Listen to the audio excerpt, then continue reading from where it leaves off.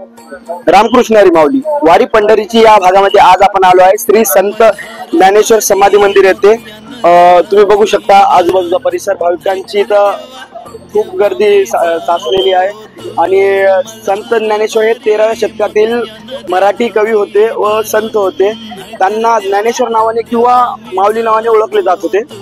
त्यांनी वारकरी संप्रदायाचा भरपूर मोठा प्रचार केला आहे आणि वारकरी संप्रदायासाठी ते एक महत्त्वाचे संत म्हणून ओळखले जातात।